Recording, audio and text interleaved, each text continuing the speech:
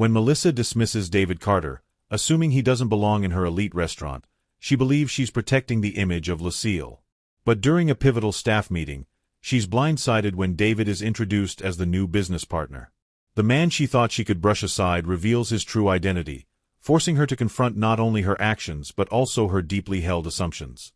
As David's leadership transforms the restaurant's culture, Melissa finds herself grappling with an unexpected shift in power and perspective. The twist will leave you questioning the true meaning of respect, humility, and second chances. But before we dive in, leave a comment and let us know where you are watching from today. And if this story speaks to you, hit that subscribe button for more amazing stories. In the heart of a bustling downtown district, the polished facade of Lucille Bistro gleamed in the afternoon sun. Known for its exceptional cuisine and luxurious ambience, the restaurant catered to the city's elite. Inside, the air buzzed with the sound of clinking glasses, murmured conversations, and the occasional laughter of well-dressed patrons. Melissa Davies, the restaurant's manager, stood near the host's stand, her tailored suit and no-nonsense demeanor radiating authority. Melissa had been with Lucille for years, meticulously maintaining its reputation as a premier dining destination. To her, the restaurant's exclusivity wasn't just a selling point, it was the foundation of its success, and she prided herself on ensuring that every detail upheld that standard. So, when a man walked in wearing a simple leather jacket and jeans, Melissa's eyes narrowed instinctively. The man, a tall and well-built black man with a confident stride, paused at the entrance to take in the surroundings. He seemed out of place amid the glitz and glamour of the bistro, and Melissa's trained gaze immediately categorized him as not their clientele. "Excuse me," Melissa said, stepping forward and blocking the man's path. "Can I help you?" The man smiled warmly. "Yes, I have a reservation for one. The name's David Carter." Melissa barely glanced at the reservation book before her tone turned dismissive. "I'm sorry, but we're fully booked today." "You must have made a mistake." David raised an eyebrow. "That's odd. I received a confirmation email just this morning." Melissa's expression hardened. "I'm afraid we don't have a table for you. Perhaps you should try somewhere else." David's smile faltered slightly, but his voice remained calm. "Is this how you treat all your customers?"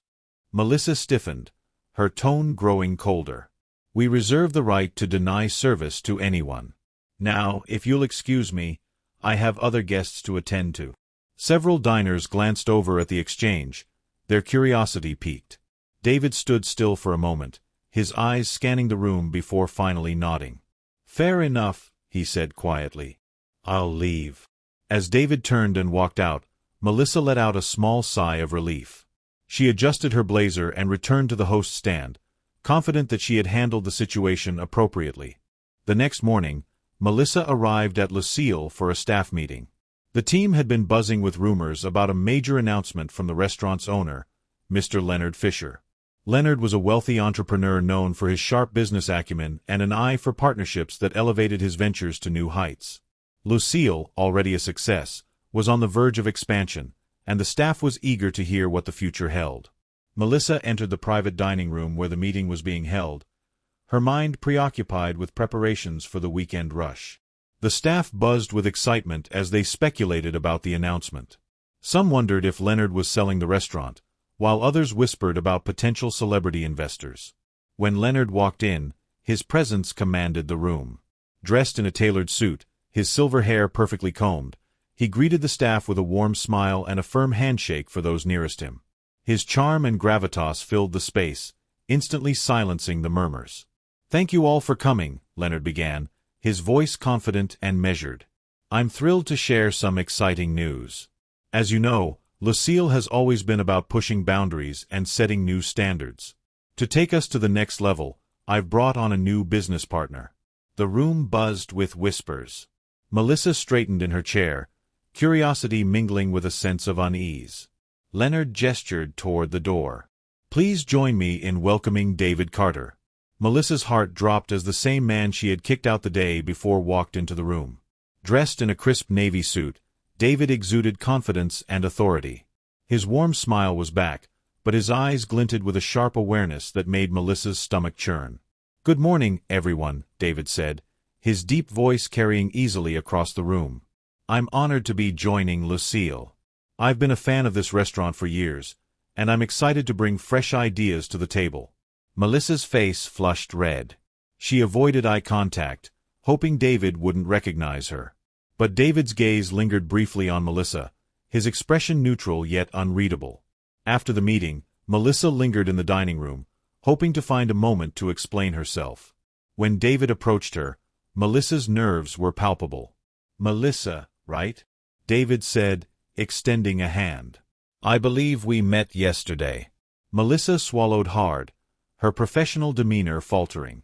"Yes, about that. I owe you an apology. I didn't realize that I'm your new boss," David finished, his tone even. "Or that I deserved to be treated with basic respect." Melissa stammered, "It's not what you think. I was just trying to maintain the restaurant's image." David tilted his head, his expression unreadable. "And you assumed I didn't fit that image?" Melissa opened her mouth to respond, but David held up a hand. "I'm not here to humiliate you, Melissa. But I do expect better. From now on, we treat every guest with the respect they deserve, no exceptions." "Understood." Melissa nodded quickly. "Yes, of course. It won't happen again." David's gaze lingered for a moment before he nodded. "Good."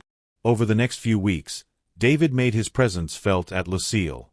He implemented changes that enhanced both the menu and the customer experience. But more importantly, he emphasized inclusivity, ensuring that every guest felt welcome. David's influence extended beyond customer service.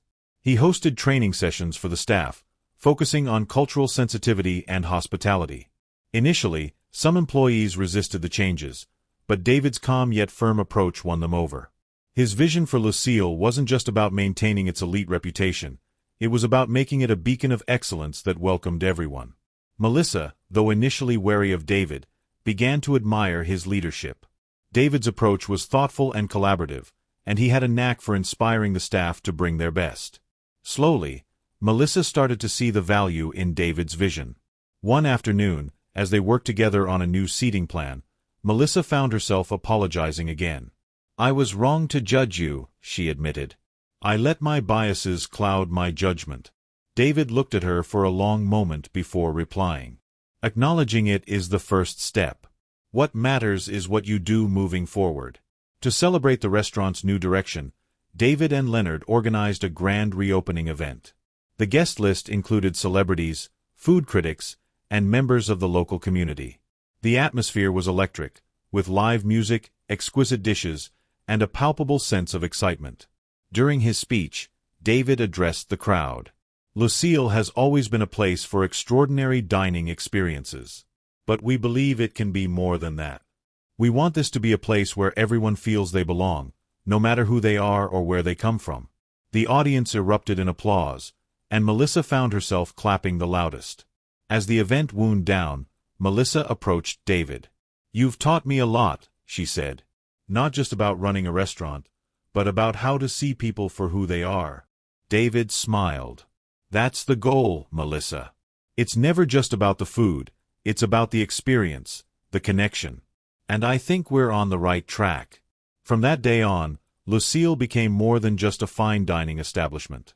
It became a symbol of growth, inclusivity, and the power of second chances. And for Melissa, it was a lesson she would carry for the rest of her life.